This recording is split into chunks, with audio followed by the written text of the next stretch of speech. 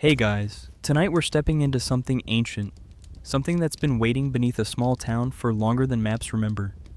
We're heading to Derry, a place where children disappear like whispers in the dark. So before you get comfortable, take a quick moment to like the video and subscribe, but only if you truly enjoy what I do here. Now dim the lights if you can. Let the world outside fade into background noise, and breathe, because tonight we're walking into Derry, where something with a red balloon has been expecting you. Congratulations. You've just woken up in Derry during one of its feeding cycles. The good news? You're alive and everything appears normal. The bad news? Normalcy in Derry is a carefully maintained lie. Something beneath the town is awake. It has been sleeping for 27 years, dreaming in the dark spaces between the sewers and the earth. But now it's hungry, and it knows you're here. It can smell the fear you don't even know you're carrying yet. You step off the Greyhound bus on a warm afternoon in late summer. The year's 1984. The time moves differently here. Slower in some ways, faster in others. The air tastes like cut grass and old paper, that particular scent of small-town New England summers. Canal Street stretches before you, lined with shops that look like they haven't changed since the 1950s. Drapeau's barbershop with its red and white pole spinning endlessly. Secondhand Rose with its window display of forgotten things. The Aladdin Theater with its Art Deco marquee promising a double feature you'll never attend. To your left, Bassey Park spreads out in a patchwork of green, where the statue of Paul Bunyan stands with his axe raised toward the sky. 30 feet of painted fiberglass, smiling his broad lumberjack smile. You notice his eyes, the way they seem to track you as you move, the way the paint has cracked around the pupils, giving them a strange depth. It's just paint and fiberglass, you tell yourself. Just a statue. But something in you knows better. Something in you has already started to understand the first rule of Derry. Nothing here is only what it seems. The people you pass on the sidewalk look normal enough at first glance. A woman with a shopping bag, her face blank as a plate. An old man walking a terrier that pulls at the leash, whining softly. A teenager on a bicycle, pedaling with mechanical precision. But there's something in their faces, a blankness, a distance, a fog. They move through the world like sleepwalkers, eyes open but unseeing. They don't look at you, they don't look at each other. They simply exist, going through motions they've performed 1,000 times, unaware that they're dancing to a rhythm set by something far below their feet. This is the forgetting, the great erasure. It settles over Derry like invisible snow, muffling screams before they can fully form, erasing questions before they can be asked. Adults here have learned not to see, not to remember, because remembering means acknowledging, and acknowledging means confronting something the human mind was never designed to face. But you're still new. The fog hasn't taken you yet. You can still feel it. The wrongness, the weight pressing down on the air itself, making everything feel slightly off, like a photograph printed just out of focus. You notice the storm drains. There are so many of them, more than any town this size should need. They line the streets like dark mouths, their iron grates crusted with rust and leaves and things you don't want to examine too closely. Some of the grates are newer, their metal still dark and unweathered. Others look as old as the town itself, their iron eaten through in places, creating gaps that reveal only deeper darkness beneath. And beneath those grates, darkness. Not the simple absence of light, but something thicker. Something that seems to pulse with its own slow heartbeat. Something that smells of earth and rust and old water and something else. Something organic and wrong. You keep walking, faster now. Past the library with its Victorian architecture and stained glass windows depicting scenes that seem too cheerful, too bright. Past the kosher meat market with its faded sign and empty parking spaces. Past corners where the shadows fall at odd angles, defying the sun's geometry, bending in ways that shouldn't be possible. And then you see it. A red balloon. Just one, floating above a storm drain at the corner of Witcham and Jackson. There's no breeze. The air is perfectly still. That heavy stillness of late summer afternoons. No string visible. It simply hovers there, bobbing slightly, as if held by invisible hands. As if waiting. The red is too bright. Too perfect. Like blood under fluorescent lights. Like something that wants to be seen. You stop. You can't help it. Something about that balloon demands attention, pulls at something primal in your hindbrain, and from the darkness beneath the grate, you hear it. A voice, soft, friendly, almost musical. Hiya. The word drifts up from the drain like cold air from a cellar, like breath from lungs that haven't breathed in decades, like greeting and threat combined. You stumble backward, heart suddenly racing, palms slick with sweat you don't remember producing. The balloon vanishes with a sound like wet cloth being torn, like something being pulled back into water. You blink. Was it ever really there? Did you actually hear anything? The street is empty now. No cars, no pedestrians. Just you and the drains and the impossible weight of the afternoon sun. You tell yourself it was nothing. A trick of acoustics. A prank by local kids. Sound traveling strangely through the sewer system. But your hands are shaking. Your mouth is dry. Some ancient part of your brain is screaming at you to run, to get back on that bus, to leave this place while you still can. Instead, you keep walking. Because what else can you do? You have a room, booked at the townhouse. You have a reason for being here, though already it's starting to feel distant, unimportant compared to the sudden certainty that something in this town knows your name, knows your fears, has been waiting for you specifically with the patience of something that measures time in centuries rather than hours. You find your room above the Jade of the Orient, a Chinese restaurant that's been closed since lunch. The staircase is narrow, the steps creaking under your weight in different tones, almost musical. The wallpaper's peeling in long strips, revealing older layers beneath. Yellow roses over green vines over brown geometric patterns, like archaeological strata of someone else's taste. The room itself is small, a bed with a thin mattress and sheets that smell of industrial detergent. A dresser with a mirror that reflects the room at a slightly wrong angle. A window that overlooks Main Street, its glass wavy with age. The pipes groan when you turn on the tap, not the simple creak of old plumbing, but something that sounds almost like words, almost like breathing, almost like something trying to form language through water and metal. You stand at the window, looking down at Main Street. The sun is lower now, painting everything in shades of amber and rust. You watch people moving below, a mother with a stroller, her movements mechanical. An elderly couple holding hands, their faces empty of expression. A group of teenagers outside the arcade, laughing without joy. Everything looks peaceful, normal. But you know better now. You've felt the thing that lives beneath this normalcy. The hunger that pulses through the storm drains like blood through veins. You've heard its voice. You've seen its lure. And something in you knows, with the certainty of nightmare logic, that you've been marked. That by stopping to look at that balloon, by listening to that voice, you've caught its attention. And attention, in Derry, is a dangerous thing to have. Night comes slowly to Derry, as if reluctant. The streetlights flicker on one by one, pale and inadequate against the gathering dark. Each one struggles for a moment before catching, as if something is fighting against the light. You lie in bed, listening, to the pipes singing their strange songs, to the walls settling with sounds like quiet footsteps, to noises that might be wind and might be something else entirely. The building creaks around you with the slow rhythm of something breathing. Somewhere in the distance, a child is crying. The sound cuts off abruptly, mid-sob, as if someone has pressed a hand over a small mouth, or as if the child has been pulled somewhere sound cannot follow. You tell yourself you imagined it. You tell yourself a lot of things. But sleep doesn't come easily in Derry, because sleep means letting your guard down. And letting your guard down means becoming vulnerable to the things that move through dreams here, wearing familiar faces and speaking with voices you almost recognize. When sleep finally does come, it's shallow and restless, full of red balloons and children's laughter echoing from impossible distances. Morning arrives cold and gray, the sun hidden behind clouds that look like bruises. You wake with the taste of rust in your mouth and memories of dreams you can't quite grasp. Red balloons, a white face with eyes that reflected light like an animal's, children dancing in circles around something you couldn't see clearly, and laughter, not human laughter, something that learned to laugh by listening to humans, the way a parrot learns to speak. You dress quickly, eager to be moving, to be occupied, anything to avoid sitting still with your thoughts. Outside, the town is waking, or pretending to wake. The motions are there, coffee shops opening, cars starting with reluctant engines, newspaper boxes being refilled with papers no one will read carefully.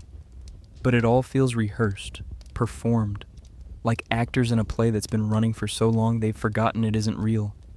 You walk through downtown trying to understand what you're feeling. It's not fear exactly, not yet. It's more like recognition, like walking into a room and knowing someone was just there even though you see no one. Like hearing your name called and turning to find only empty space. Derry remembers things. The buildings remember. The streets remember. The very air seems to hold memories of screams that happened decades ago. They've seen this before. The disappearances, the terror, the way a town can eat its own children and then forget it ever did. The way normalcy can be rebuilt over horror, like new paint over bloodstains. You pass the standpipe on Neibolt Hill, a water tower built in the 1800s, now abandoned and surrounded by a rusted fence. Something about it makes your skin crawl. Maybe it's the way it looms against the sky like a silo of secrets. Maybe it's the graffiti on the fence, words half obscured by weather and time, but still readable if you look. Don't go in there. He's waiting. It remembers. And below that, fresher. They all float down here. The canal runs through town like a gray ribbon, bridged at intervals by stone and iron. You stand on one bridge, looking down at the water moving slow and thick below. It doesn't look clean. It doesn't look like it ever could be clean. The color is wrong somehow. Too dark. Too still in some places and too turbulent in others. And beneath that water, beneath the visible surface, are tunnels, storm drains, sewers, a network of passages older than most of the buildings above them, dark arteries that wind through Derry's foundations like veins through flesh. Some of those passages, according to the brass plaque on the bridge you're standing on, date back to the 1700s, built by settlers who needed to drain the marshland. But who built the ones that are older, the ones that show up on no maps, the ones that seem to shift and change, appearing in new places, leading to chambers no engineer design? That's where it lives. In the dark, in the wet, in the forgotten spaces between what people know and what they choose not to see. It's been there since before this was Derry, since before it had any name at all, waiting through the decades, sleeping through the long years between meals, and now it's awake, now it's hungry, now it's reaching up through the drains and into the world, wearing whatever face will draw you close enough to touch. You feel watched. Not by the few pedestrians who pass without acknowledging you, not by security cameras or street cops, by something else. Something that sees you from below, from the dark spaces beneath the grates. Something that's learning your face, your walk, your fears, building a profile, preparing. Because it doesn't strike randomly. It studies, it plans. It finds the exact form that will make you stop, make you listen, make you lean close enough to grab. The day passes in a strange blur. You find yourself avoiding certain streets without knowing why, taking longer routes that keep you away from particular corners, crossing to the other side when you approach specific storm drains. You notice other people doing the same. An elderly woman who suddenly changes direction when approaching the intersection of Jackson and Witcham. A young man who speeds up his pace when passing a particular alley. A child who refuses to walk on the grates, stepping carefully around them, earning an impatient tug from her mother. No one acknowledges this behavior. No one mentions it. That's how it works here. The forgetting is collective, communal. An agreement never spoken, but universally understood. If we don't look at it, if we don't name it, maybe it isn't real. Maybe we can live with it without admitting it's there. But children don't forget as easily as adults. You see them playing in the park, and there's a desperation in their games, a wildness, a need to make noise, as if silence might let something else be heard. They play tag with ferocious intensity. They swing high on the swings, pumping their legs like they're trying to escape gravity itself. They shout and laugh and scream with the volume turned up too high, drowning out the quieter sounds, the whispers, the calls, the promises floating up from drains and dark places, as if they know their time is limited, as if they can feel something watching from the shadows, patient and ancient and endlessly hungry. You watch a group of boys on bikes, and you notice how they avoid riding over the grates, how they swerve around them without seeming to think about it. Muscle memory, survival instinct learned young in Derry. Stay away from the drains. Don't look too long into dark places. And if you see a red balloon, run. By afternoon, the news spreads through town like wind through grass.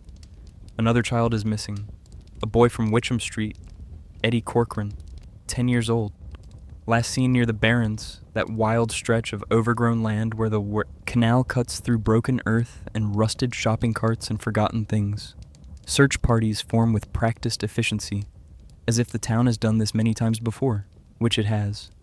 Police cars cruise slowly through residential streets, officers asking questions they know won't be answered honestly. Parents call their children inside early, voices tight with fear they won't acknowledge by morning. This is how it happens, how it's always happened. A child vanishes. The town reacts with appropriate horror. Searches are conducted with just enough effort to satisfy conscience.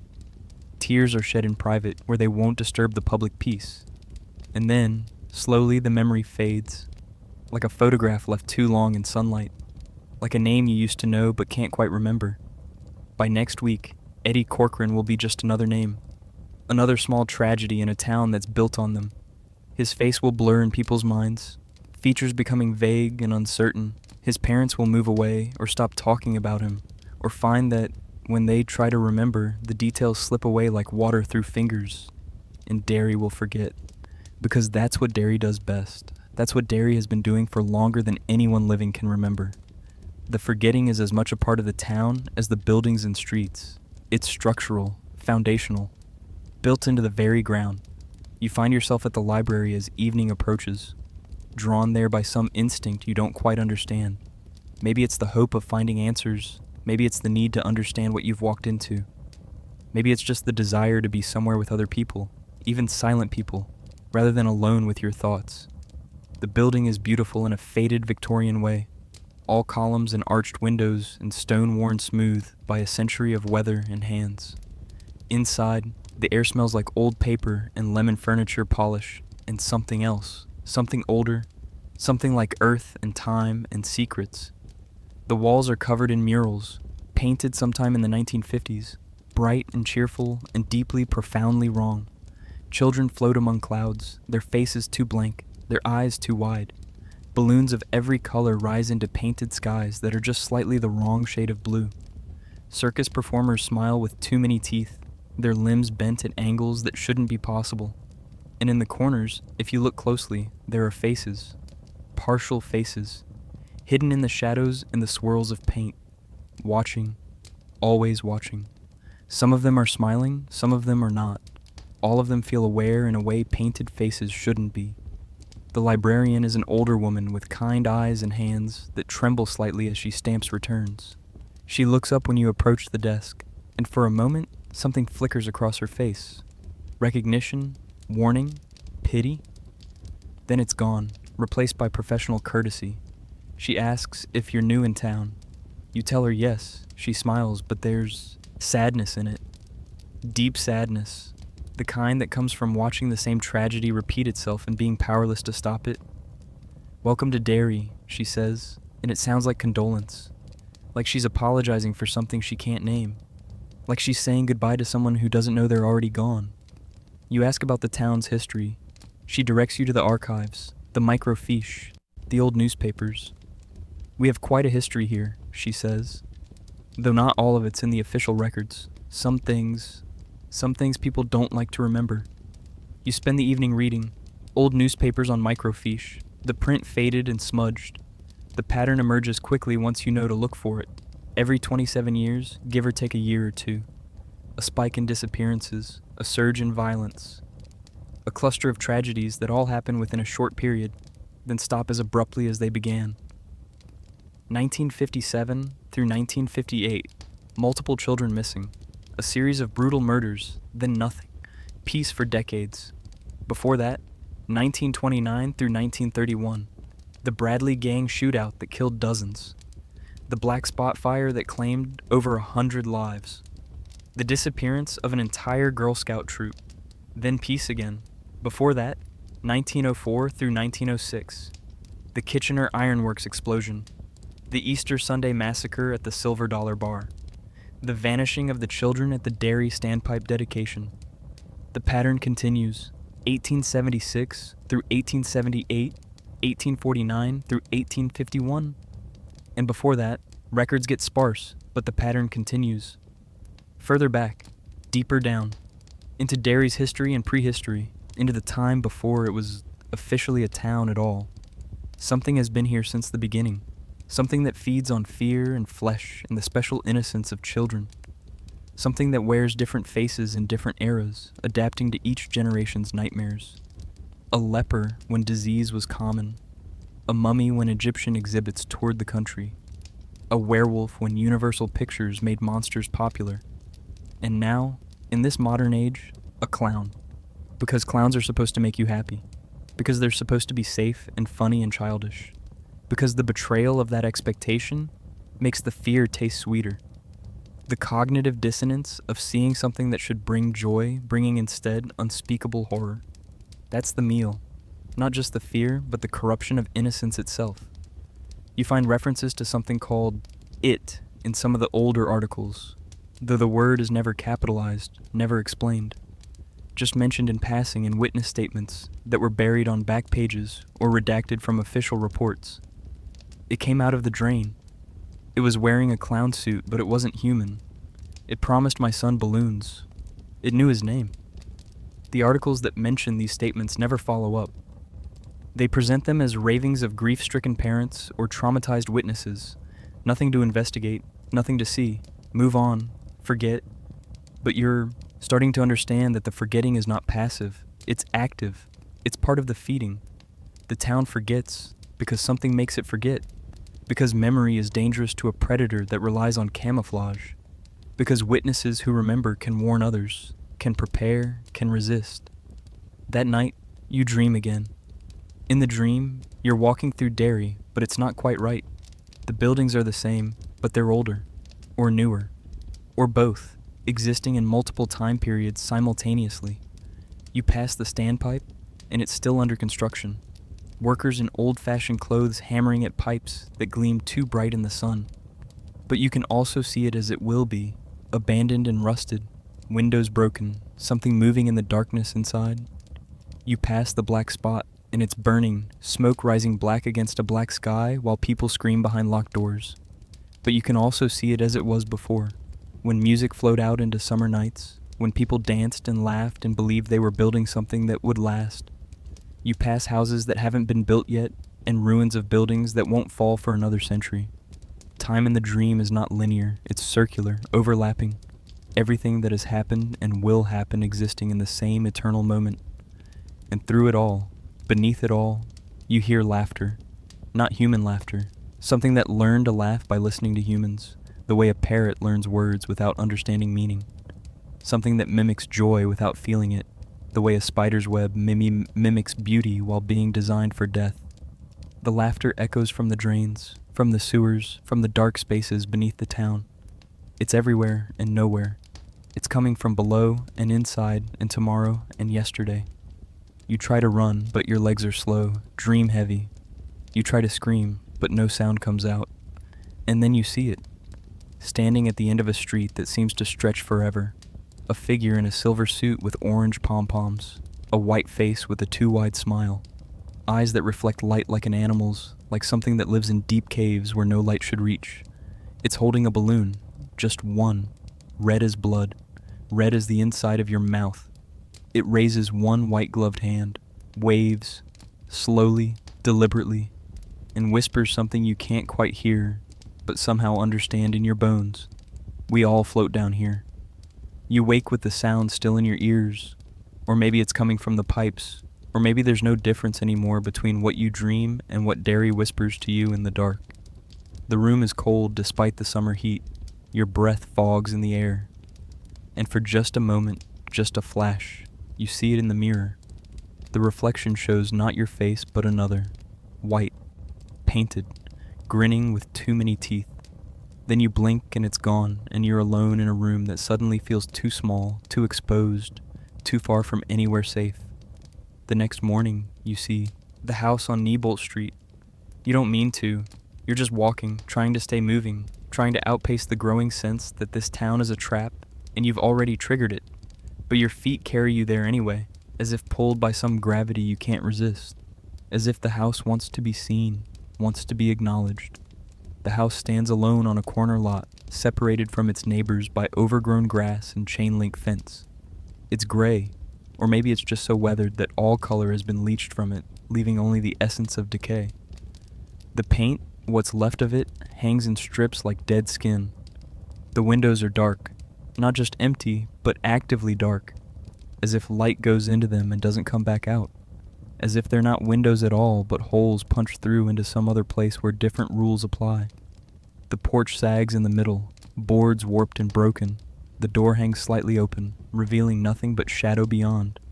And from that shadow, you swear you can hear something. Not wind, not rats, but breathing. Slow and steady and patient.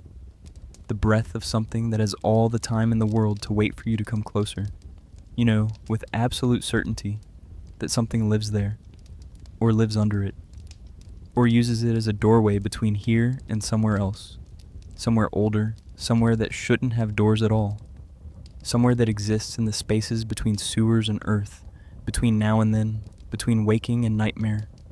The house on Neibolt Street is an entrance, a mouth, a place where the membrane between worlds has worn thin from use. Children avoid this house.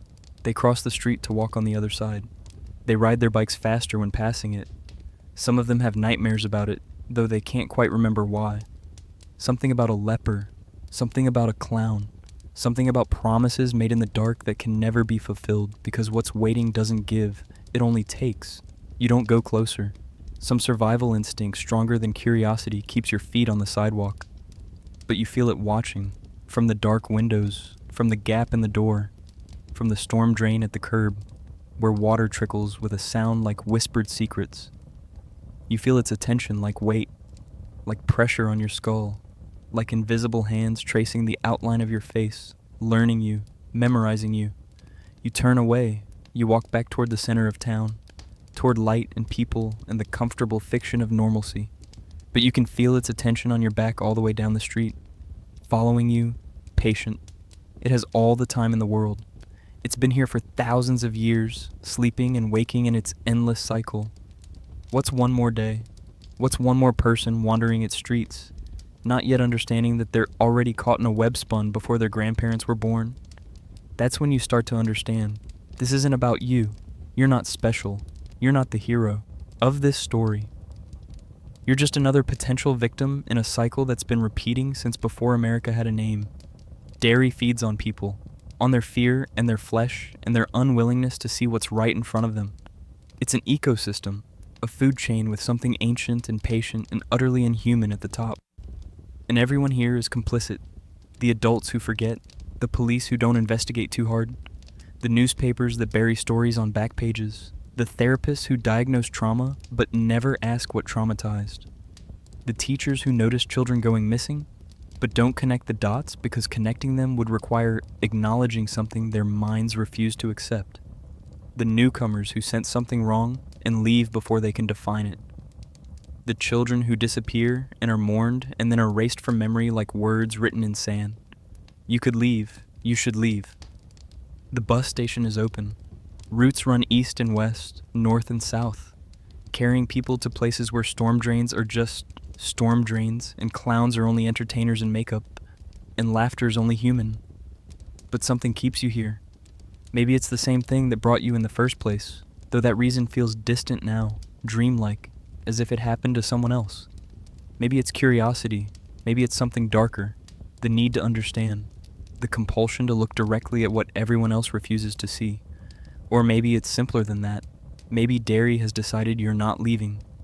Maybe the moment you stepped off that bus, the moment you heard that voice from the drain, you became part of its pattern, part of its feeding cycle, a flavor in the fear it's been savoring for longer than human memory reaches.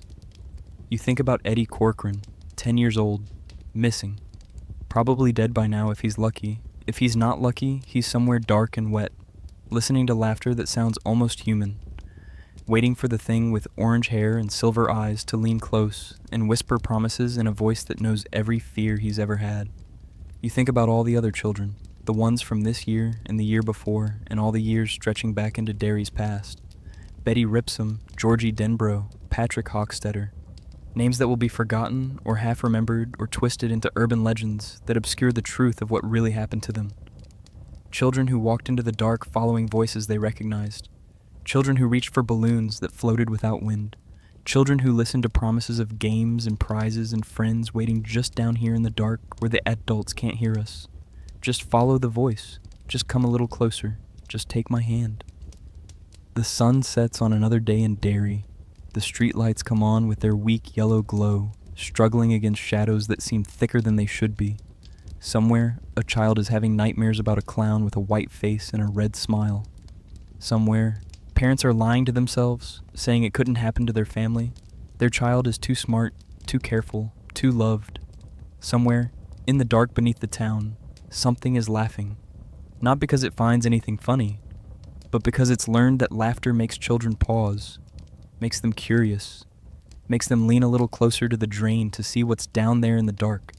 And that's all it needs, that moment of hesitation, that second of curiosity.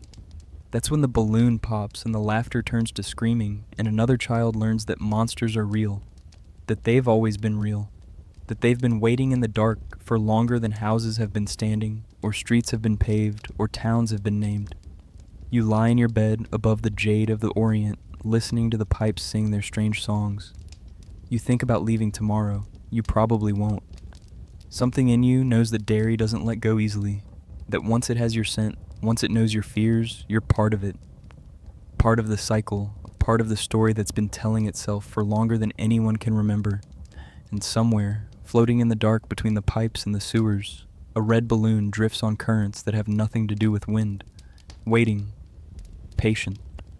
Because time means nothing here. Because fear is eternal. Because Derry feeds and Derry forgets, and Derry endures. And it always will. The town sleeps, but only some of it. Beneath the streets, beneath the houses, beneath the careful veneer of normalcy, something is awake, something is watching, something is hungry. And it knows your name now. It knows where you sleep. It knows what you fear. And it will come for you when you least expect it, wearing a face you almost recognize, speaking with a voice you almost trust, promising things you almost want. Until you're close enough, until you're too close, until it's too late to run. Because in Derry, it's always too late. The moment you arrive, the trap has already closed. You just don't know it yet. But this isn't new. This hunger, this pattern of suffering and forgetting, Derry has been feeding itself longer than the name Derry has existed. The town has a history that goes deeper than maps, darker than anyone wants to admit. And in 1930, during one of its feeding cycles, that hunger wore a different face. One of hate, one of fire, one that hid behind human masks while something ancient watched from the shadows and smiled at the symphony of suffering humans could create when properly motivated.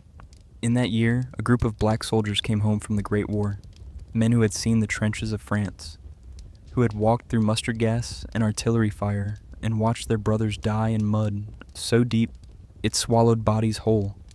They came back to Maine believing they had earned something, respect, a place, a chance to build something beautiful in a country they had bled for, even though that country had sent them to fight in segregated units, had given them the worst assignments, had treated them as expendable. They were called the Black Legion, not officially. That wasn't a military designation. But among themselves, among the black veterans who returned to a town that had never wanted them, and wanted them even less now, they were the Legion. Proud men, survivors, men who had seen the worst humanity could do to itself, and still believed in the possibility of something better. And in a town that didn't want them, that resented their presence, that saw their pride as threat and their aspirations as presumption, they built a place called the Black Spot. It started as a dance hall, just a simple wooden structure on the edge of town, near the barrens, close enough to the canal that you could hear water moving at night. One large room with a stage at one end and a bar at the other, tables scattered between, a floor that creaked when you danced, but held the weight of joy regardless. It wasn't fancy. The wood was rough. The paint was cheap. The glasses behind the bar were mismatched, collected from yard sales and donations. But it was theirs. A space carved out of a town that resented their presence. A light burning in a place that preferred darkness. Then it grew into something more than a dance hall. It became a community center, a meeting place, a sanctuary. White Derry had its churches and social clubs, its Kiwanis and Rotary and chambers of commerce. Black Derry had the black spot. It was where births were celebrated and deaths were mourned, where marriages were planned and children were blessed, where veterans gathered to share stories they couldn't tell their families, memories too dark for civilian ears, where music happened, real music, the kind that comes from places deeper than sheet notation can capture. Jazz, blues, songs that spoke of pain turned into something transcendent, something that refused to be defeated even when everything said it should be. Will Hanlon played trumpet there. A veteran who had survived France and come home to find his country still didn't consider him fully human, who had been denied a factory job because of his skin, denied a loan to buy a house, denied service at restaurants downtown. But when he put that horn to his lips, when he played those notes that came from somewhere deeper than thought, he was more than human. He was proof that beauty can exist anywhere, that music can grow from the darkest soil, that suffering doesn't destroy the soul unless you let it. Every Saturday night, the black spot filled with people, families, couples, old men who had seen too much and young men who hadn't seen enough. Children running between tables while parents tried to make them sit still and eventually gave up, letting them spin and laugh and be loud in a way they couldn't be in white spaces. They danced, they laughed, they created a small pocket of warmth and community in a town that wanted them gone. The music that came from the black spot could be heard halfway across town on summer nights. Notes floating on warm air, carrying stories of survival and resistance and joy despite everything. And Derry watched.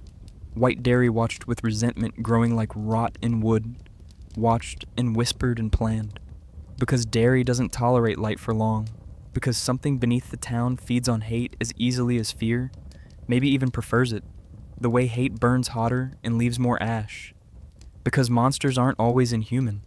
Sometimes they wear hoods, sometimes they carry torches. Sometimes they're your neighbors, people you see at church on Sunday, transformed by shared hate into something capable of unthinkable acts.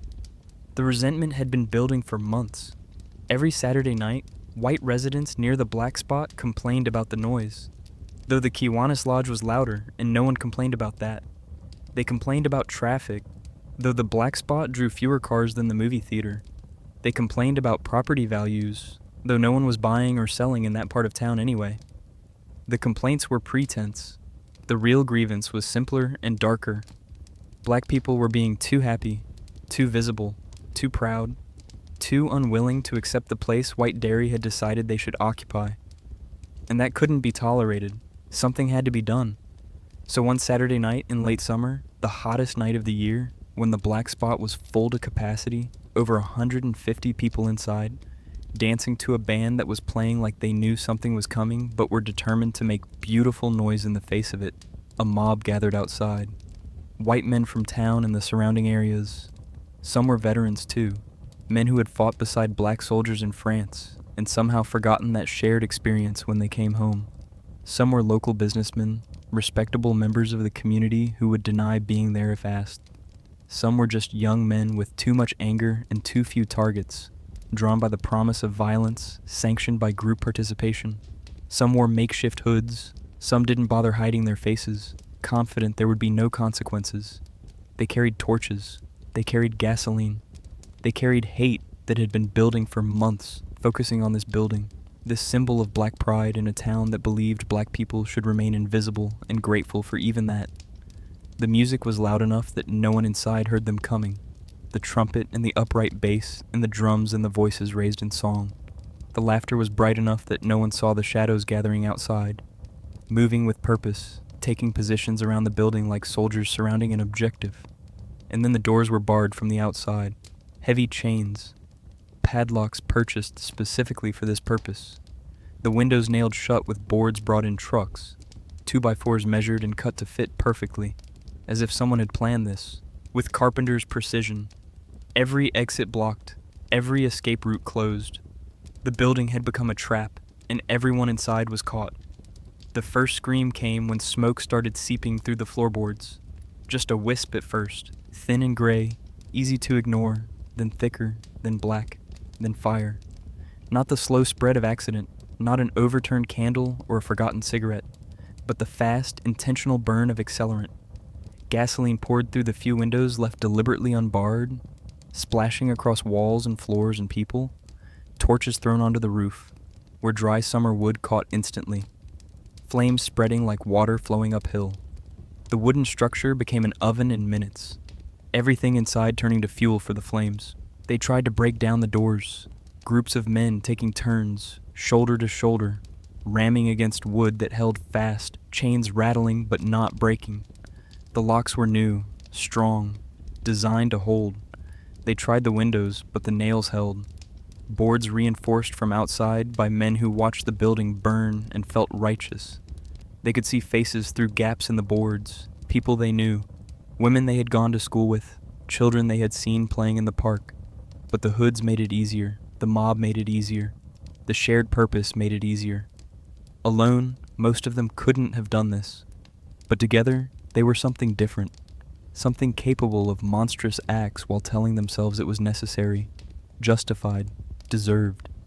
They could hear laughter out there, through the roar of fire, through their own screaming, through the awful sound of wood cracking and ceiling beginning to collapse.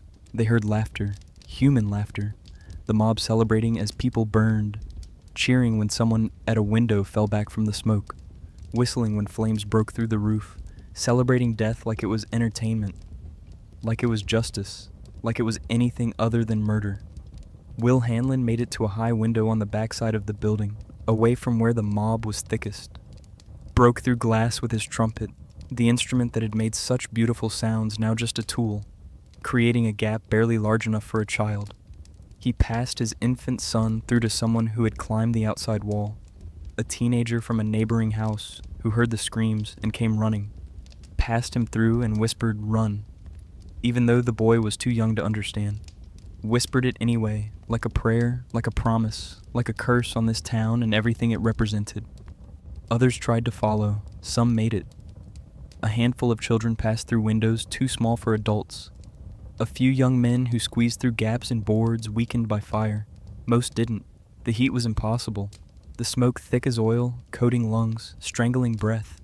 People clawed at walls until their fingernails broke, leaving bloody streaks on wood that would burn to ash within minutes. They held each other, parents clutching children, spouses hand in hand, friends who had danced together only minutes before now dying together. They prayed. They died slowly, their lungs filling with fire and smoke, their skin blistering, their last moments a horror beyond description. And outside, the mob watched, some cheering, some silent, faces pale in the firelight, but feet staying planted, complicit through presence, even if not through action.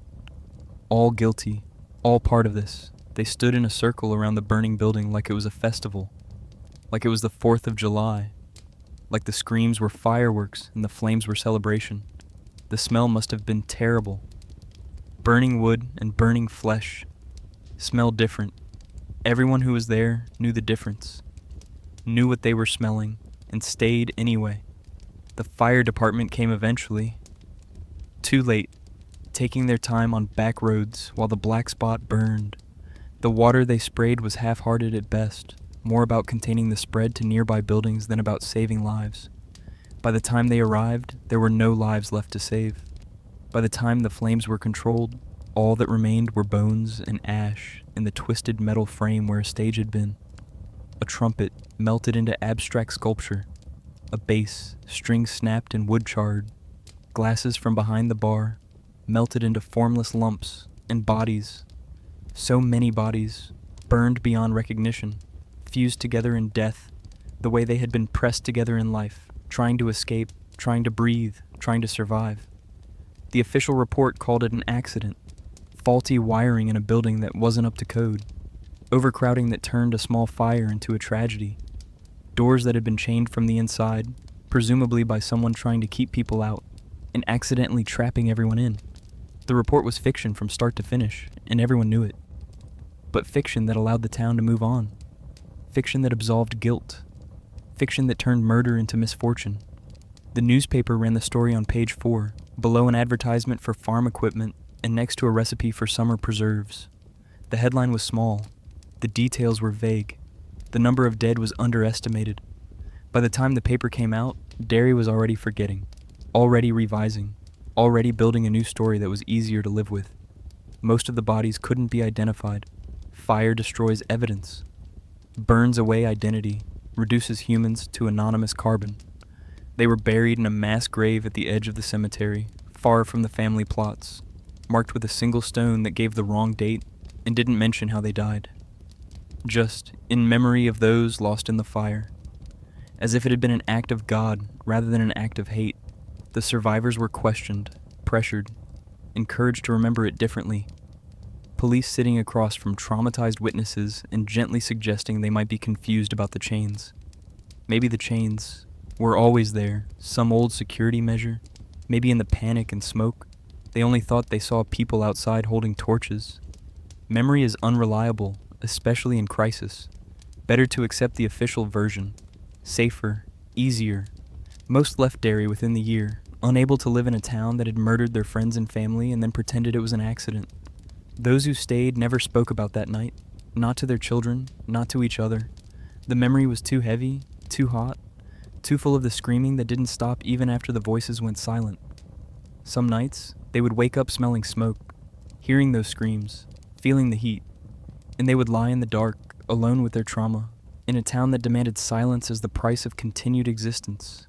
But Will Hanlon never forgot. He couldn't. He had seen something in the fire that night, between the flames, between the faces of the mob, something else, something watching with eyes that reflected light like an animal's, like something that lives in deep caves where no light should reach, something tall and thin, wearing clothes from another era, its face painted white, its smile red as the fire itself. It wasn't human. It didn't move like a human. It stood at the edge of the mob, just outside the circle of firelight, and it watched, not participating directly, not lighting the fires or holding the chains, just watching, just smiling, just drinking in the suffering like wine. Will saw it raise one white-gloved hand and wave, slowly, deliberately, like a conductor before an orchestra, like a director before a scene, like something that had arranged all of this, had whispered in the right ears, had stoked the hate until it became action. It hadn't started the fire. Humans did that. Humans with hate in their hearts and fear of anything different festering in their souls. But it had helped, had encouraged, had created the conditions where this atrocity became possible. And when the screaming stopped, when the last life had been burned away, when the building collapsed in on itself with a roar like thunder, Will swore he saw it dance, not human dancing.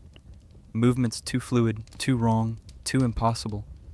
Limbs bending in ways bones don't bend, body twisting like smoke and wind, dancing in the firelight while bones cooled in the ash, dancing with joy that wasn't human joy but something that had learned to mimic it, and then it was gone, simply not there anymore, like it had never been, like it was a hallucination brought on by smoke and trauma and grief. But Will knew better. He had seen it. He had locked eyes with it for just a moment, and in that moment, he had understood. This thing, whatever it was, fed on suffering. Not just the physical death, but the terror that preceded it, the helplessness, the betrayal, the moment when people realized no one was coming to save them. That was the meal. That was what it craved, the absolute despair of the trapped and dying. The thing with the painted face, the thing that would come to be called Pennywise by children who would face it decades later. It hadn't started the fire, but it had enjoyed it, had reveled in it, had fed on every scream, every prayer, every moment of hope dying in the flames. And when it had eaten its fill, when every tear had been tasted and every terror had been absorbed, it went back to sleep, back to the dark beneath the town, back to the spaces between the sewers and the earth, where it would dream for another 27 years before hunger woke it again. The black spot was never rebuilt. The land stood empty for years. Grass grew over the scorched earth. Wildflowers pushed up through the ash. Trees took root in what had been the foundation. Within a few years, you couldn't tell anything had stood there at all. Nature had erased what humans had destroyed. And Derry forgot. The way Derry always forgets. Adults who had been there, who had seen the fire, who had stood in that circle watching people burn, found their memories becoming vague. Had it really been that many people? Were the doors really locked? Maybe it was just a terrible accident. Maybe no one was really to blame. Maybe it was just one of those things. Tragic, sad, but not murder. Never murder. The children who had been there, the ones who survived, the ones passed through windows or pulled from the flames, grew up with nightmares they couldn't explain.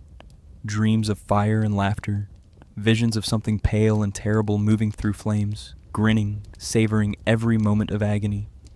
But they learned not to speak of it.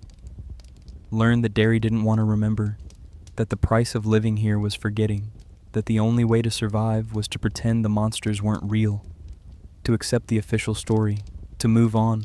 But Will Hanlon never forgot. He kept his son because someone had been brave enough to take him. He lived with the scars, both visible and invisible, for the rest of his days. And he watched. He paid attention to what everyone else ignored. He started to see the pattern that no one else wanted to acknowledge. 1930. Before that, 1903. Before that, 1876. The cycles of tragedy, the spikes and disappearances, the way the town seemed to eat itself and then forget it had fed. He started keeping records, newspaper clippings carefully cut and preserved, police reports obtained through persistence, stories told by old-timers in bars late at night when whiskey loosened tongues and guard dropped.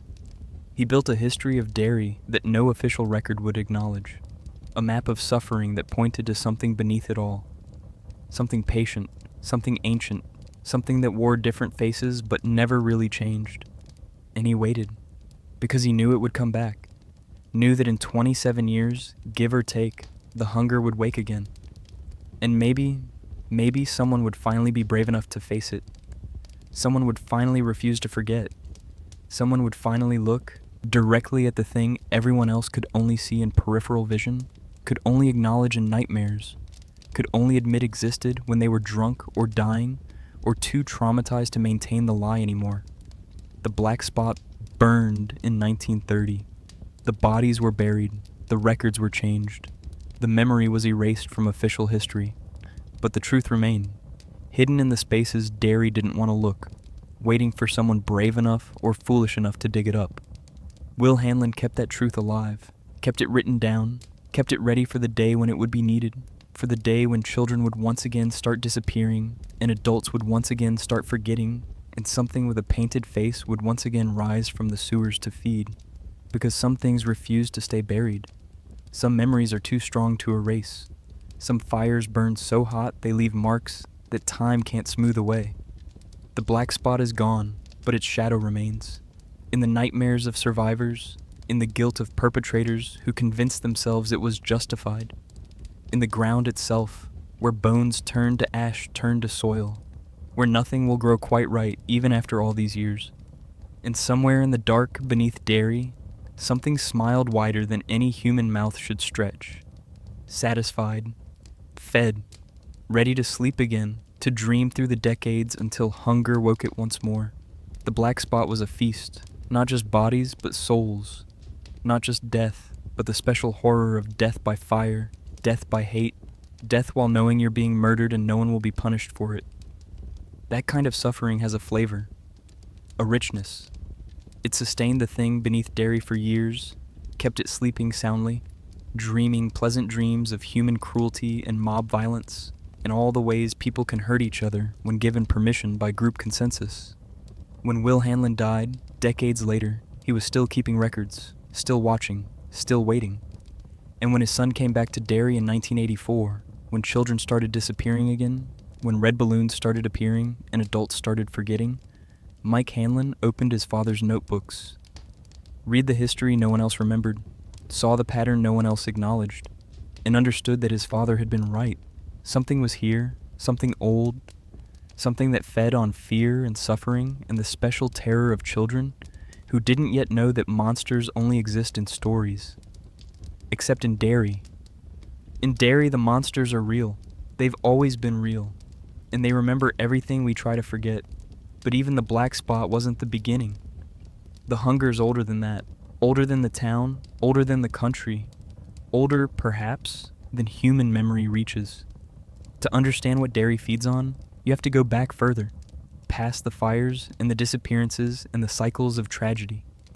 Back to when this land had a different name, or no name at all. Back to 1741, before Derry was officially founded, before the streets were laid out, or the mills were built, or the town hall was raised, before Europeans had made their mark on this land in any permanent way, when this was just wilderness, forest and river, and the kind of silence that makes you understand how small humans are in the scheme of things. A silence that had existed for thousands of years, broken only by the footsteps of indigenous peoples who knew this land, who understood its rhythms, who told stories about certain places that should not be approached, certain rivers that should not be crossed at certain times, certain caves that should never be entered no matter what voices called from within. In that year, 1741, a group of settlers arrived from Massachusetts, 90 men, women, and children. They came tired of coastal crowding, drawn by reports of good land and clean water and a chance to build something new away from the cramped confines of established towns. They brought tools and seeds and livestock and faith that God would protect them in this new territory. They chose a spot near the Kentuskig where the land was relatively flat and the river could provide power for a future mill. The location seemed perfect: fertile soil, abundant timber, fresh water, game in the forests, everything a settlement needed to survive and grow. They didn't know that the local tribes avoided this area, didn't know that the word the natives used for this place translated roughly to the land that eats, didn't know that there were stories about this bend in the river, stories older than the trees, stories about something that lived beneath the earth and emerged periodically to feed on whatever it could catch. The settlers cleared trees with the methodical efficiency of people who have done this before. They built houses following patterns from England and Massachusetts, structures designed for a different climate but adapted to local conditions. Simple buildings, but sturdy, the kind that could survive a Maine winter if properly maintained and constantly repaired. They planted crops using seeds brought from home, hoping they would take in this new soil. They dug wells, striking water at reasonable depths, water that tasted slightly of minerals but seemed clean enough. They built a small meeting house for worship, understanding the community requires shared spiritual space. By summer's end, they had created something that looked like a community, something that might have grown into a town if given time and luck and the blessing of an indifferent universe. They named it New Kent after a place in England that most of them had never seen but represented home in some abstract way. They lasted until November, the beginning of winter, the time when darkness comes early and stays late, when the cold settles in for months, when families gather close and depend on summer's preparations to survive until spring. When the next group of settlers arrived the following May, drawn by letters that had been sent in August describing a promising new community, they found the village still standing, the houses intact, walls solid, roofs unbroken, the crops unharvested in the fields, strange for winter but somehow preserved, as if time had stopped in September and never moved forward. The livestock gone, but the pens still closed and lashed from the outside, the doors to most houses shut but not locked, as if the inhabitants had stepped out briefly and intended to return. Everything looked normal at first glance, lived in, used, real, but no people. 90 settlers, 90 men, women, and children. Vanished, simply gone, like they had walked away from their lives mid-step, mid-thought, mid-sentence, like something had called them, and they had followed without even pausing to close the door behind them. The new settlers searched the houses with growing unease. They found meals half-eaten on tables, the food inexplicably fresh, not rotted as it should have been after months, bread that should have been moldy, meat that should have been putrid, as if time had stopped inside these walls, as if the houses existed in some pocket outside normal reality. They found beds made and unmade, some rooms neat and ordered, others showing signs of hurried departure. They found tools left in strange places, as if dropped suddenly by hands that forgot how to hold them. They found children's toys scattered across floors, arranged in patterns that might have been games or might have been something else. And they found silence, not the peaceful quiet of an empty place, but something heavier, something that pressed on the ears like water pressure, something that felt like presence rather than absence, as if the house were full of people holding their breath. In the largest house, which had belonged to the settlement's leader, they found writing, multiple instances, desperate messages. The first was scratched into the wooden floor of the main room with something sharp. The letters were uneven and panicked, carved with trembling hands or in complete darkness. It said, "We hear it in the wells, we hear it in the trees." It calls to the children first. They go to it smiling. And below that, on a table, in fresher ink on paper that shouldn't have survived months of weather and neglect, it promises them balloons, lights in the forest, friends waiting in the dark. The children walk out and don't come back. We try to stop them, but they don't hear us. They only hear it. And a final message, scratched into the wall next to the door. The scratch is deep and violent. God has abandoned this place. The new settlers read these words with growing horror, with the cold certainty that they were standing in a place where something terrible had happened. Something beyond normal tragedy, beyond disease or starvation or even violence. Something that left no bodies, no blood, no evidence except these desperate messages. They searched the wells, lowering lanterns on ropes, seeing only water and stone and darkness below. Nothing unusual, nothing wrong. But when they pulled the lanterns back up, the flames were different colors, blue and green instead of yellow, and the ropes were wet with something that wasn't water, something thicker, something that smelled like earth and rust, and underneath it all, something organic, something that had once been alive. They searched the trees surrounding the settlement, looking for more messages, for signs of struggle, for anything that would explain what had happened here. They found scratches on bark that might have been claws or might have been desperate fingernails. They found pieces of cloth high in branches, too high for anyone to have climbed. They found a child's shoe hanging from a limb 30 feet up, the laces still tied, as if the foot had simply been pulled from it. And in a clearing half a mile from the settlement, they found a circle of stones arranged in a pattern no one could identify. Inside the circle, the grass was dead, not withered, not frost-killed, but simply gone, leaving bare earth that was strangely warm to the touch, even though winter had passed. In the center of the circle was a hole, not a well or a natural depression, but a hole that looked deliberately dug, perfectly circular, descending into darkness deeper than their ropes could measure. They dropped stones into it and never heard them hit bottom. They lowered a torch and watched it descend until the light became a pinpoint, and then vanished, swallowed by darkness that seemed to have substance, that seemed to resist illumination. And from that hole, when the wind was right, came sounds, laughter, crying, voices speaking words in languages they didn't recognize, and a few words they did. Help. Please. It hurts. The voices of the vanished settlers, maybe, or something mimicking them, or the sounds of previous victims, echoes trapped in stone and earth, playing on repeat for anyone unlucky enough to listen. The new group made a decision. They didn't discuss it for long. They didn't debate or vote. They simply knew, with the instinct of prey animals, that this place was wrong, that whatever had happened here could happen to them, that the only sane response was to leave and never return. They burned everything, the houses, the meeting hall, the unharvested crops. They poured lamp oil on walls and struck flames and watched New Kent disappear into smoke. Then they filled in the hole in the clearing, or tried to. They shoveled dirt until their backs screamed and their hands bled. They piled stones. They packed earth. But when they checked the next morning, the hole was open again. The earth and stones had vanished into it like water down a drain. They tried twice more with the same result. On the fourth day, they gave up, left the hole open, left the clearing abandoned, and moved downriver, several miles from the original site, far enough that they could pretend they were starting fresh rather than fleeing. That settlement would eventually become Derry, built on top of older mysteries, rooted in soil that had swallowed 90 people without leaving a trace. And from the beginning, it was wrong. Animals acted strangely in certain areas, refusing to enter specific clearings, avoiding particular sections of the river.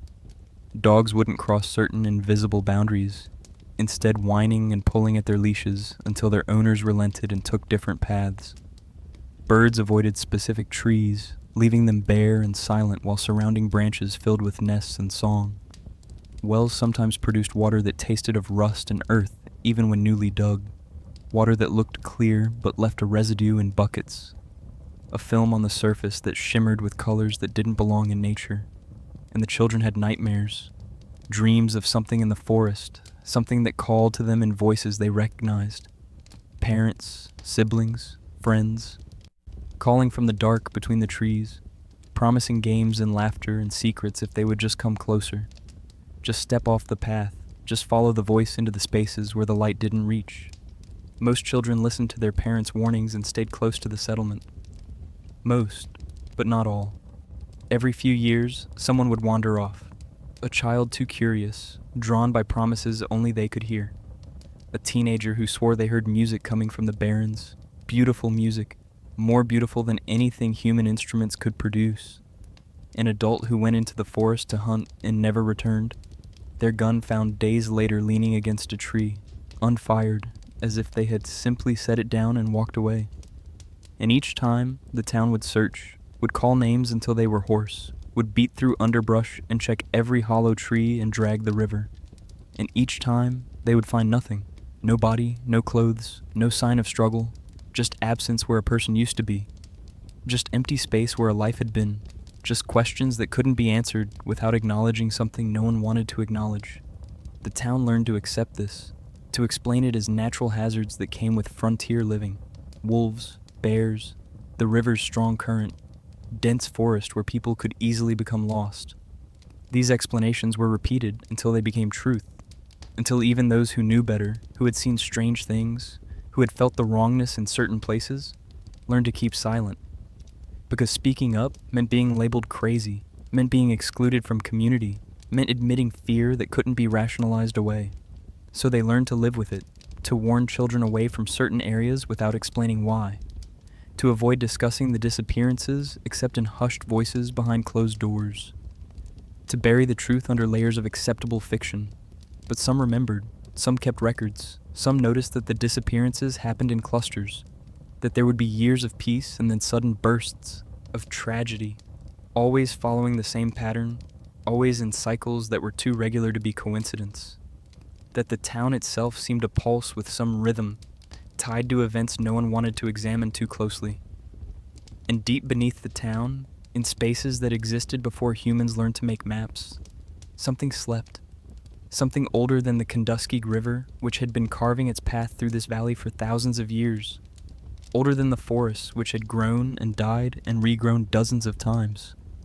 Old enough to have been here when the glaciers carved these valleys, when mammoths walked and the first humans crossed into this land on a bridge of ice, bringing their fears and their stories and their delicious, complicated consciousness. It had been here, waiting, since before the concept of waiting existed, since before time was a thing that could be measured. It didn't have a name, not originally. Names are human things, labels applied to make sense of chaos, and it was not human, and existed long before humans learned to name. It was hunger given form, fear made flesh, the shadow that moves in the corner of your eye, the thing that makes children afraid of the dark without being able to explain why, the ancient terror that lives in the human hindbrain, older than language, older than civilization, the fear that something is watching from the spaces between. It learned to shape itself, to take forms that would draw food close enough to catch. In the early days, it had been simpler, just hunger, just teeth and reaching, a thing of pure appetite that grabbed whatever came too close to its territory. But it evolved, learned, adapted. It discovered that human fear had flavors, that terror tasted different from despair, that panic was sharp while dread was deep, that the fear of a child was sweet in a way adult fear could never be because of its purity, its completeness. The way children believe in monsters without the cynicism and rationalization that adults use to protect themselves from truths too terrible to acknowledge. It learned to toy with its food, to savor the fear before the feeding, to draw it out, making the terror last days or weeks, feeding on the rising panic before the final consumption. It learned that anticipation could be as nourishing as the meal itself. When the first settlers arrived in 1741, it was sleeping, dormant, dreaming in the deep places, in tunnels that wound through bedrock like wormholes through fruit, in chambers that echoed with the screams of previous victims whose echoes had never quite faded. But their presence woke it, Not immediately. Slowly, the way ancient things wake, with the gradual return of consciousness spreading through vast, inhuman awareness. All those warm bodies, all those fears brought from Massachusetts and England and other places. Fears of starvation and wilderness and savages and the dark. So many flavors, so much potential nourishment. It woke slowly and began to understand what it was, hungry for. It started with the children, because children believe more easily, because children's imagination makes them vulnerable in ways adults have learned to defend against, because children taste better, their fear purer, their terror more complete. It called to them from the wells, voice echoing up through water and stone, promising treasures waiting below. Called from the trees, voice rustling through leaves, promising friends and games in secret places. Called from the spaces between daylight and dark, from the threshold moments when reality becomes uncertain, promising that the fears they felt were real, but it could protect them if they would only come closer, only follow, only trust.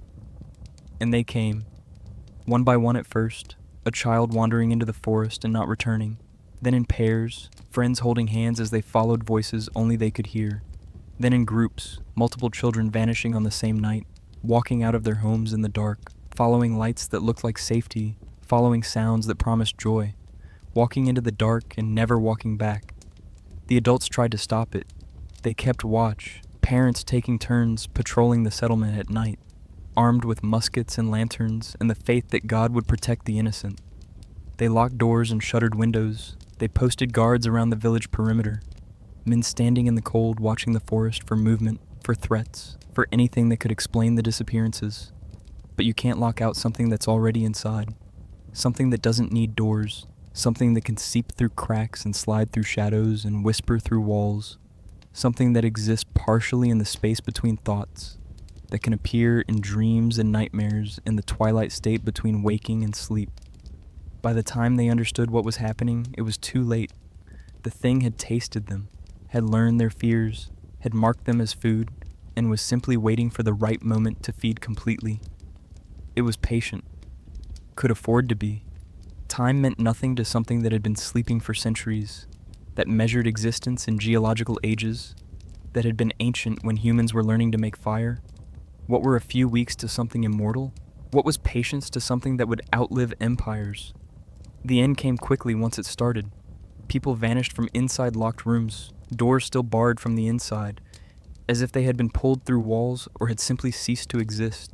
They vanished from circles of watchers, one moment present and the next gone, leaving only footprints that led nowhere or stopped mid-step as if the person had been lifted into air. They vanished from places that should have been safe, from the meeting house during prayer, from the center of the settlement in broad daylight, simply not there when someone looked away and looked back. The remaining settlers huddled together in the largest house, families pressed close, praying, trying to understand what sin they had committed to deserve such punishment. Some argued for leaving, for abandoning this cursed place and returning to Massachusetts. Others argued for staying, for fighting, for refusing to be driven away by whatever evil haunted this land. While they argued, more vanished. A woman went to check on the livestock and never returned. A man stepped outside to relieve himself and was gone. Children sleeping in their parents' arms were simply not there when morning came, leaving warm spots on beds, leaving the scent of their hair on pillows, leaving absence that felt like amputation. And then, on a night in early November, when the wind was howling and the first snow was falling, the last of them walked out into the dark, not fleeing, not screaming, but calmly, peacefully, willingly.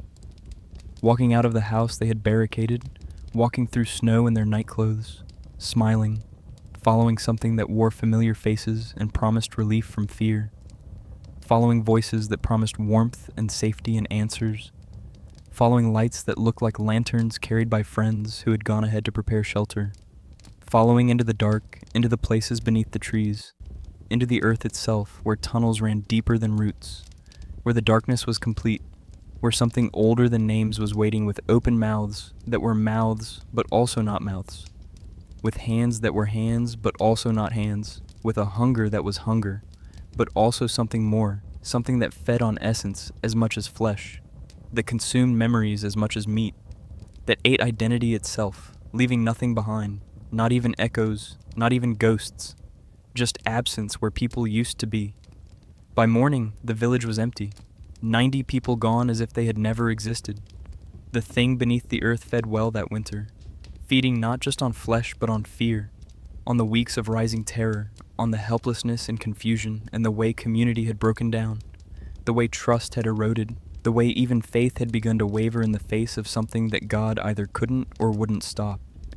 And when it had eaten its fill, when every scream had been absorbed and every tear had been tasted, when the last memories had been consumed and the last identity had been erased, it went back to sleep, satisfied, dreaming of the next time, because it knew there would be a next time.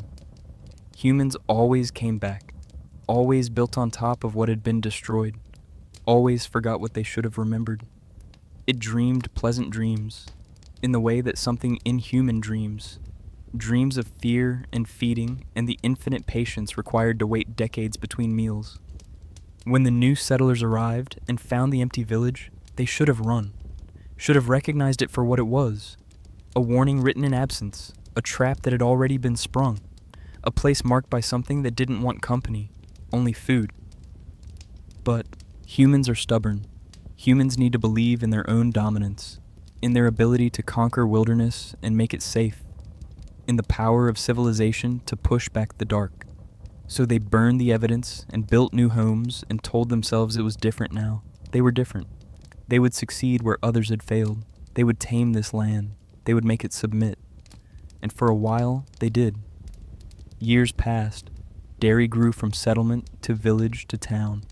The mills were built, harnessing the river's power to cut lumber and process goods. The town prospered, drawing more settlers, building more structures, establishing itself as a permanent presence on the land. People were happy or happy enough, living lives that felt normal despite the occasional strangeness.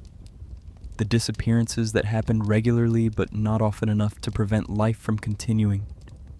The sense that something was watching from the dark spaces but not intervening as long as certain unspoken rules were followed.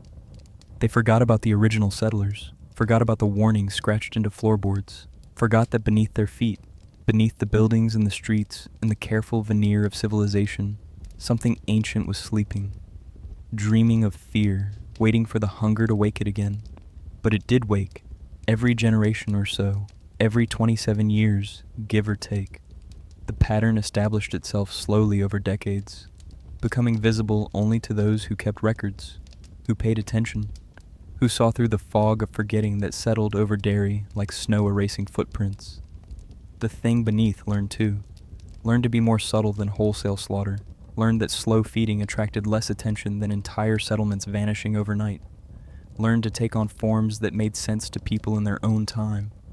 A leper in the days when disease was common and fear of infection kept people at distance. A mummy when traveling shows brought Egyptian exhibits and newspapers were full of archaeologists' discoveries. A werewolf when Universal Pictures made monsters popular and children knew what to fear from movie screens. A clown, colorful, friendly, non-threatening, the perfect disguise for something that wanted to get close to children. Always adaptable, always learning, always patient. Because it had time, because it would be here long after Derry crumbled, after the buildings fell, after the streets were reclaimed by forest, after the last human had left or died or been consumed. It would remain, it would sleep, it would wake, it would feed, forever. And somewhere in the dark, in the spaces beneath the storm drains, in the tunnels that wind through earth older than human history, in chambers where water drips and echoes and walls are marked with scratches that might be natural erosion or might be desperate fingernails, it dreams. Dreams of red balloons floating up from sewers, bright spots of color in gray streets attracting attention, drawing children close. Dreams of children's laughter cut short, transformed in an instant from joy to terror to silence. Dreams of the next time, the next feeding, the next cycle in a pattern that has been repeating since before this land had a name, since before humans learned to build permanent structures, since the first conscious mind looked into the dark and felt fear. The settlers from 1741 are gone. Their bodies, if any remain, are scattered through tunnels no map records, in chambers no surveyor has measured, dissolved into the earth or absorbed into something that doesn't need physical matter to sustain itself, that feeds on essence and leaves nothing behind. Their screams have faded into the earth, becoming part of the geology, vibrations trapped in stone, waiting to be heard by anyone sensitive enough to listen. Their hopes and fears and prayers have been consumed and forgotten, digested by something that doesn't distinguish between soul and meat, that processes memory the same way it processes marrow.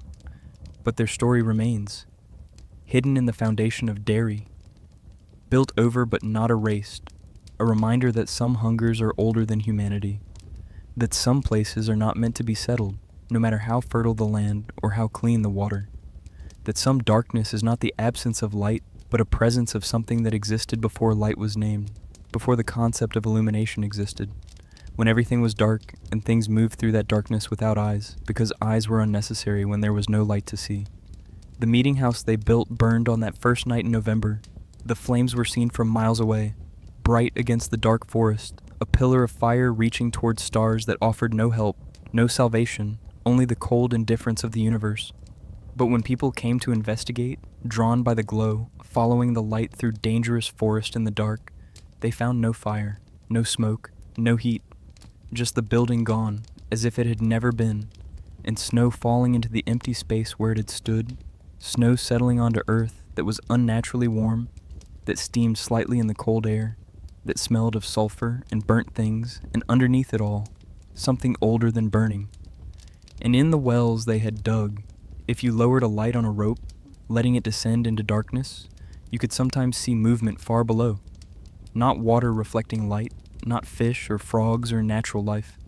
Something else, something that moved with purpose, something that seemed to climb toward the surface, hand over hand on the well walls, ascending slowly, taking its time because time meant nothing, because you were trapped above, waiting for the light to come back up, and it was learning your fear, tasting it through distance and stone, feeding on your anticipation and dread. The next settlers filled those wells in, covered them with earth and stone, and tried to forget they had ever been there, built new wells in different locations, hoping distance would protect them. But filling a hole doesn't kill what lives at the bottom. It only delays, only pushes the hunger deeper, where it can grow in the dark, undisturbed, dreaming and planning and waiting for its time to come again.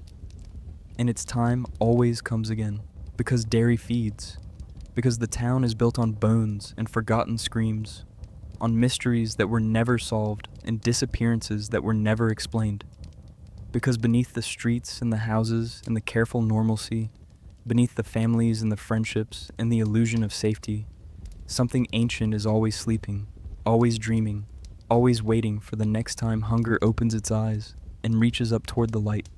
The cycle continues, has been continuing for centuries, will continue for centuries more unless something changes, unless someone finally has the courage to face what everyone else refuses to see, to descend into the dark where it lives and end it permanently. But that requires belief, requires acknowledging that monsters are real, requires accepting that beneath the thin veneer of civilization, beneath the illusion of safety that modern life provides, the old fears remain valid. The dark is still dangerous, the shadows still hide predators, and some hungers can never be satisfied, only temporarily sated, waiting in the spaces between to rise again. So rest now. Let these stories settle into you like stones falling through deep water, sinking into depths where pressure increases, and light fails and truth lives unobserved. Let them remind you that some places remember what we choose to forget, that some hungers are patient beyond human comprehension, that beneath every town there might be darkness older than the buildings that stand above it, older than the people who walk the streets, older than memory itself. And if you ever find yourself in a small New England town where children whisper about clowns, where red balloons appear without explanation, where storm drains seem a little too deep and shadows fall at odd angles and people's eyes are distant with forgetting, listen to that small voice in the back of your mind, the one that evolved over millions of years to keep your ancestors alive, the one that says something isn't right here, the one that tells you to leave while you still can, while you still remember who you are, while your identity is still your own and hasn't been marked for consumption. Because in places like Derry, in towns that feed on fear and forgetfulness, The price of staying is sometimes higher than you can imagine. We all float down here, the voice promises from the dark, from the drains, from the spaces between sleep and waking. And you will too.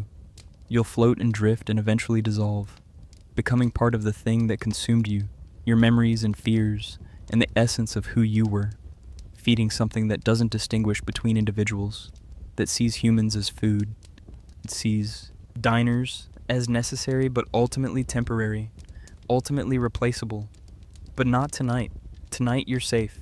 Tonight you can close your eyes and let these stories drift into dreams, knowing they're just stories, just words, just frightening possibilities that have no power over you in your bed, with your locks and your lights, and your certainty that monsters aren't real.